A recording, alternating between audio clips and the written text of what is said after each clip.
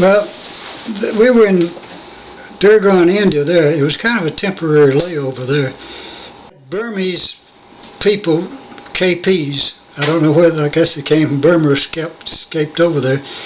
And they run down the chickens and caught enough of them to cook, and we had chicken for lunch on the Thanksgiving. It was great. The only thing I had during Christmas Day was cocoa mix, chocolate milks. That's the only thing that was in that supplies that we could find. We dug through all of it. I didn't pay no attention to the holiday. One day as good as another as you got back to USA. I went into combat on Christmas Day in 1944.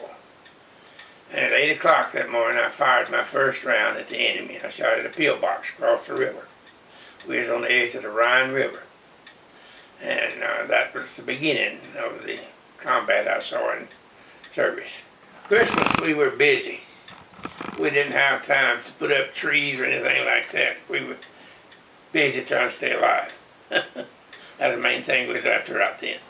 You know, depending on the situation, it's very difficult for soldiers during the holidays, but you know, we try to keep it, you know, as close to home as we can. You know, try to give everybody a sense of home. The contractors, like I mentioned, they prepared the food, and the officers, we served the food to other soldiers. It was a little token of us to be able to give back to our soldiers, to be able to serve them. It felt great being back. You know, it felt good to be able to spend Thanksgiving.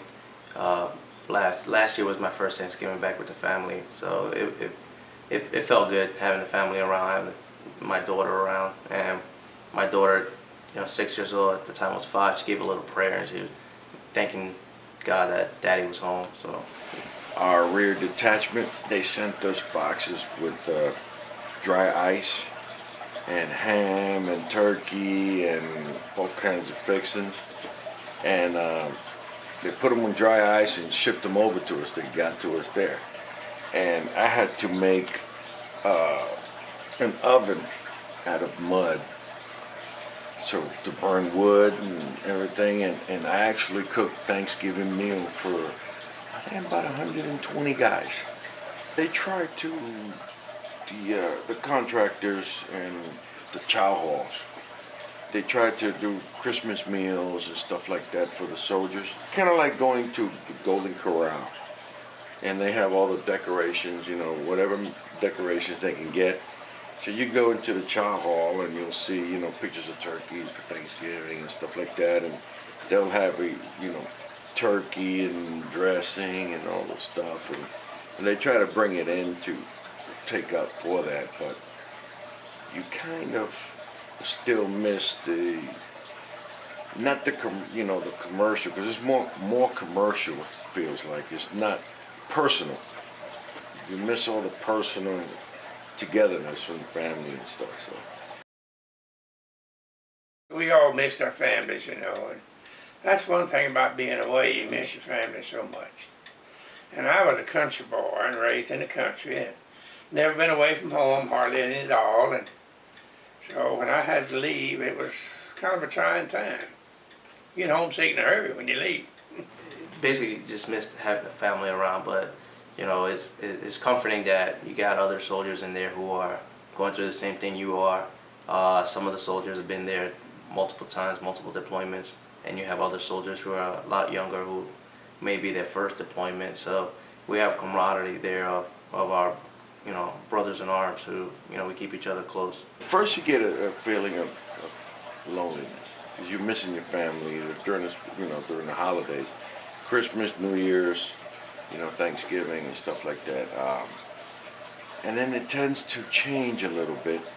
You start getting closer to the guys that you're with there, and they become your family, your real close family, and the ties are built that when you come back to the States, you still have that brotherhood, because you know, you spent all that time with, and they actually took the place of your family temporarily. It was exciting going to get to see the world. We get to go play. We had never been nowhere. The little old town I lived in down south of Fayetteville and then in Atlanta, it was just a poor neighborhood. We didn't have nothing. So that was getting to travel and eat good. Japanese bombed us regular. They bombed us at night mostly. We had a warning system consisted of red balls hanging on a scaffold. If they hung up one red ball, the Japanese ships were in the air. If they hung up two, they were headed our direction. If they hung up three, we were being bombed. And when they bombed us, we run got in slit trenches to keep the shrapnel from coming over us.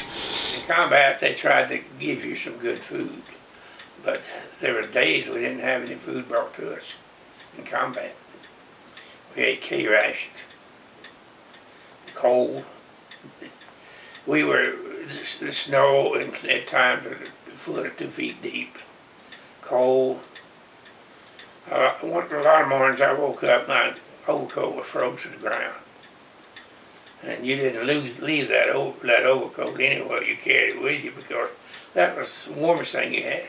During the battle, I got out on my knees in the foxhole and accepted Christ as my Savior. That's where I found Christ. And I was literally scared to death, to tell you the truth.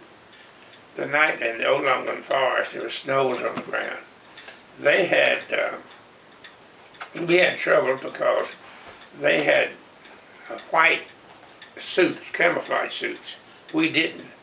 And you couldn't hardly see them.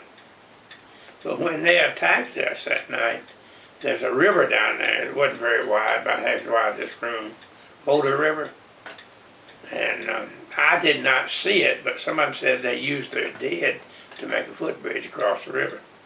But they were people, a lot of Germans just laying out there all over the place dead. See, they was coming across the white snow and machine guns. We had machine guns set up and opened up. You don't realize until you get back all the little things that you used to take for granted. And when you get back, you kind of see things in a different light. All the little things that were trivial and meaningless before now becomes important.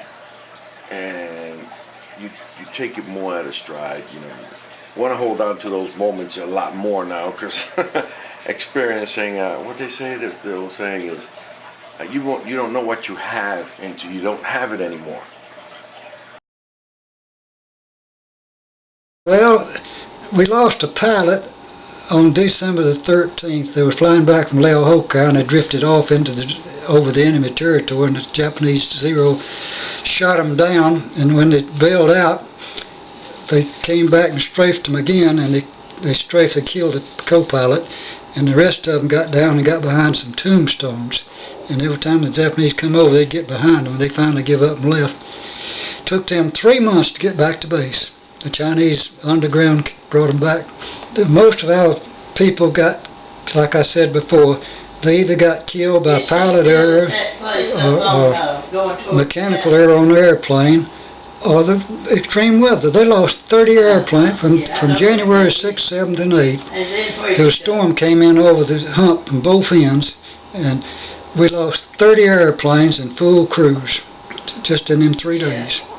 They call that the aluminum trail going over the Himalayas where so many airplanes had crashed. Yeah, we lost about 7 or 8 guys. And, you know, like I said, it makes it hard on the holidays because you've done so much with these guys that now you're back enjoying your family and there's always something missing. They're not there no more, so you miss them a lot, especially during the holidays. And as I've said before, the heroes died over there. That's where the heroes of the Army is the one that died. And there was a lot of them. I can't help but think of the people that didn't make it, though. That's the bad part. And as I said earlier, I'm a country boy. I'd never heard of killing in people like that. It's really odd that it's hard to understand. The man over there shooting at me and I'm shooting at him, we don't know one another. We have nothing personally against each other. But that's the way war is.